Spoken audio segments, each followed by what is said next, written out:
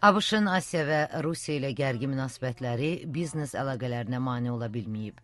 ABŞ dövlət katibi Hillary Clinton Rusiyanın Dünya Ticarət Təşkilatına üzvlüyünün ABŞ şirkətlərinin çiçəklənməsinə yardım edəcəyini deyib. Bu, qanunlara əsaslanan ticarətə xidmət edir.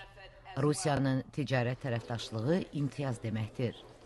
Amerikanın APEC-dəki nümayəndəsi Scott Price Rusiya və Asiya ilə bağlı nikbinliyini dilə gətirir. Onun Walmart Asiya şirkəti Yaponiyada yeni mağazalar açıb.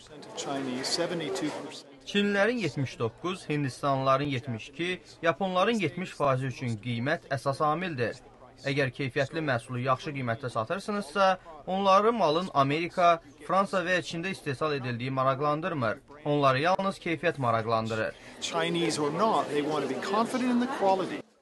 ABŞ-ın Ernst və Young hesabdarlıq şirkətinin rəhbəri James Turley Vladivostokda ofis açır. Rusiyadakı Avropalı və Amerikalı investorlar orada olmaqlarından razıdırlar. Onlar investisiya etməklə yanaşı, Rusiya ilə işləməyi öyrənirlər. Rusiyada işləyən şirkətlər artım əldə etmək istəyir. Həyat mehmanxanası böyük potensiala malik olan regionda ilk beynəlxalq şəbəkə olaraq çalışır. Aliyə Turumbekova Həyat Otelinin marketinq direktorudur. Bura böyük potensiala malik olan bir regiondur.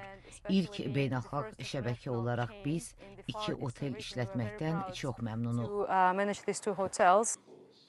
Konqresin ABŞ-Rusiya ticarət qanun layihəsi Rusiyada insan hüquqlarının vəziyyətinə görə kölgə altına düşə bilər. Lakin ABŞ-Rusiya Biznes Şurasının prezidenti Ed Verona bununla razılaşmır.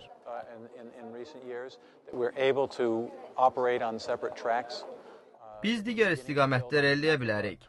Bizim ticarət və iqtisadi əlaqələrimiz dövlətlər arası siyasi və geopolitik vəziyyətdən asılı olmamalıdır.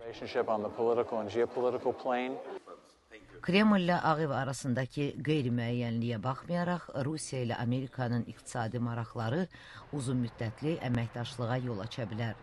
Vaşinqtondan Sevda Əliyeva, Amerikanın səsi.